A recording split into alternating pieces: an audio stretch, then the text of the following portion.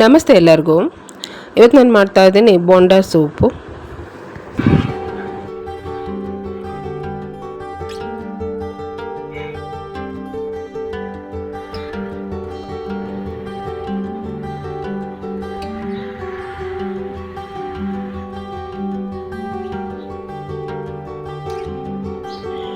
Bonda soup ಮಾಡೋದಕ್ಕೆ ಮೊದಲಿಗೆ ನಾನು ಹೆಸರುಬೇಳೆ ತೊಗೊಂಡಿದ್ದೀನಿ. ಹೆಸರುಬೇಳೆ ಸ್ವಲ್ಪ ಹುರಿಬೇಕು, ತುಂಬ ಕೆಂಪಗೆ ಥರ ಹುರಿಬೇಕಂತಿಲ್ಲ, ಸ್ವಲ್ಪ ಹುರಿದ್ರೆ ಸಾಕು.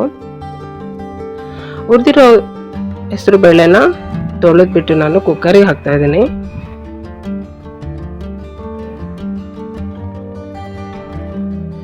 ಅದ್ರ ಜೊತೆಗೆ ಚಿಕ್ಕದಾಗಿ ಹೆಚ್ಚಿರೋ ಟೊಮೆಟೊ, ಹಸಿಮೆಣಸಿನ್ಕಾಯಿ ಮತ್ತೆ ಈರುಳ್ಳಿ ಕೂಡ ಹಾಕ್ತಾ ಇದ್ದೀನಿ.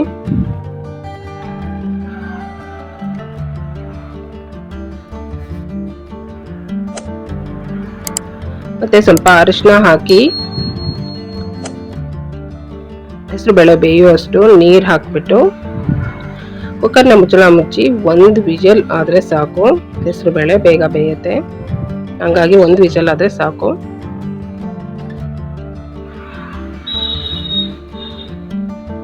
ಈಗ ನೋಡಿ ಬೇಳೆ ಬೆಂದಿದೆ.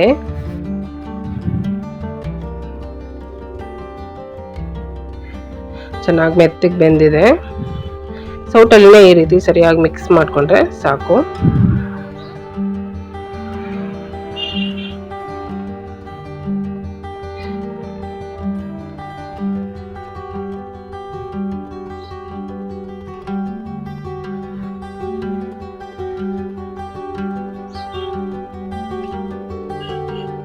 ಇದಾದ್ಮೇಲೆ ಈಗ ನಾನು ಒಂದು ಪಾತ್ರೆಗೆ ಒಗ್ಗರಣೆ ಹಾಕೋತೀನಿ. ಒಗ್ಗರಣೆಗೆ ಎಣ್ಣೆ ಹಾಕಿ ಎಣ್ಣೆ ಚೆನ್ನಾಗಿ ಬಿಸಿ ಆಗಲಿ.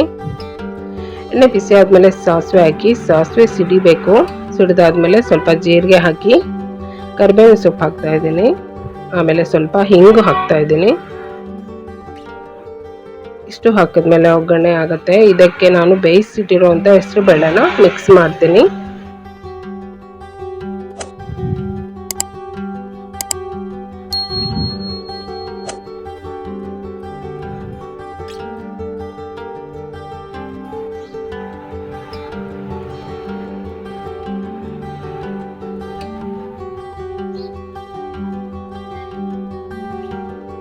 ಅದಕ್ಕೆ ಕೊತ್ತಂಬರಿ ಸೊಪ್ಪು ಹಾಕಿ ಮತ್ತೆ ರುಚಿಗೆ ತಕ್ಕಷ್ಟು ಉಪ್ಪು ಹಾಕಿ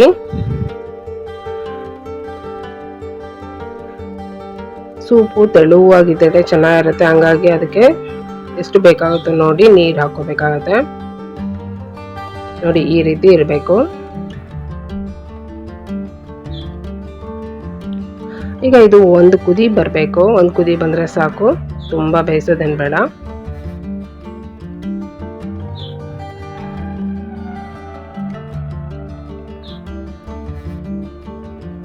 ಈಗ ನೋಡಿ ಚೆನ್ನಾಗಿ ಕುದೀತಾ ಇದೆ. ಇಷ್ಟಾದರೆ ಸಾಕು, ನಾನು ಸ್ಟವ್ ಆಫ್ ಮಾಡ್ತೀನಿ. ಈಗ ಇದು ಸೂಪ್ ರೆಡಿ ಇದೆ.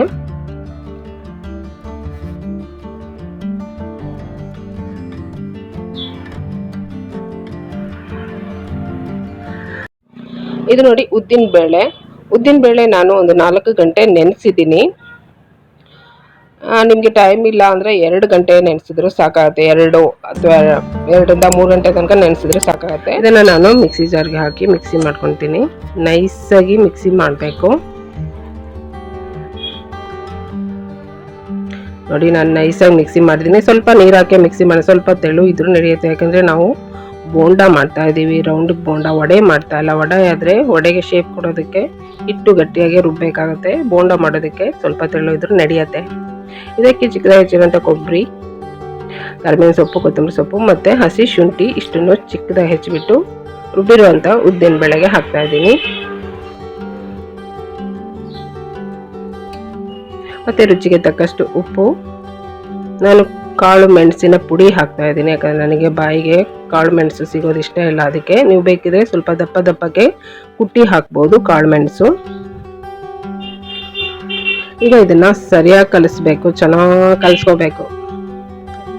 ಇದು ಒಂದು 2ರಿಂದ 3 ನಿಮಿಷ ಆದರೂ ಈ ರೀತಿ ಮಾಡಬೇಕು. ಇದರಿಂದ ಚೆನ್ನಾಗಿ ಗರಿಗರಿಯಾಗಿ ಬರುತ್ತೆ, ಮತ್ತೆ ಗಟ್ಟಿ ಆಗಲ್ಲ. ಬೋಂಡ ಸಾಫ್ಟಾಗಿ ಬರುತ್ತೆ. 2ರಿಂದ 3 ನಿಮಿಷ ಆದರೂ ಇದನ್ನ ಈ ರೀತಿ ಸರಿಯಾಗಿ ಕಲಿಸ್ಕೋಬೇಕು. ಈಗ ನೋಡಿ ನಾನು ಎಣ್ಣೆ ಕಾಯೋದಕ್ಕೆ ಇಟ್ಟಿದ್ದೀನಿ. ಮೀಡಿಯಂ ಫ್ಲೇಮಲ್ಲಿನೇ ಎಣ್ಣೆ ಕಾಯಿಸಿ. ಈಗ ಅದಕ್ಕೆ ಎಣ್ಣೆ ಕಾದ್ಮೇಲೆ ಬೋಂಡ ಅದಕ್ಕೆ ಹಾಕಿ,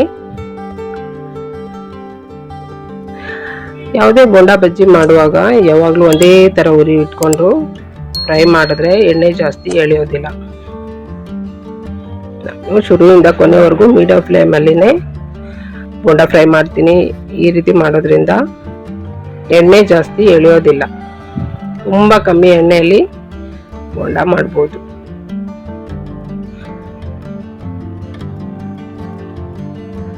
ಈಗ ಹಾಕಿರೋ ಬೋಂಡನ ಈ ರೀತಿ ಸರಿಯಾಗಿ ತಿರುಗಿಸ್ತಾ ಇರಿ. ಎಲ್ಲ ಒಂದೇ ಸಮ ಕಲರ್ ಬರಬೇಕು. ನೋಡಿ, ಈಗ ಕೆಂಪು ತನಕ ನಾನು ಫ್ರೈ ಮಾಡಿದ್ದೀನಿ. ಇಷ್ಟಾದರೆ ಸಾಕು.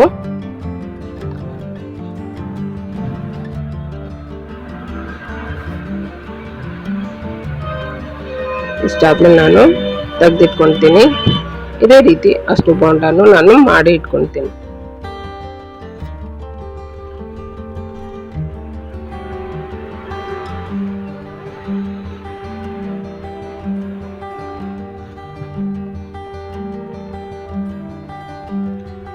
ಈಗ ನೋಡಿ, ಸೂಪ್ ರೆಡಿ ಇದೆ, ಬೋಂಡ ಕೂಡ ರೆಡಿ ಇದೆ. ಬೋಂಡ ಸೂಪ್ ಈಗ ಸರ್ವ್ ಮಾಡೋದಕ್ಕೆ ರೆಡಿ ಇದೆ.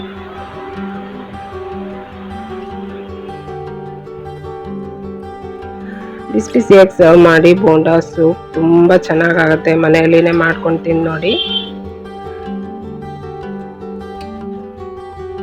ನನ್ನ ವಿಡಿಯೋ ಇಷ್ಟ ಆದರೆ ಲೈಕ್ ಮಾಡಿ, ಶೇರ್ ಮಾಡಿ, ಸಬ್ಸ್ಕ್ರೈಬ್ ಮಾಡಿ. Thank you.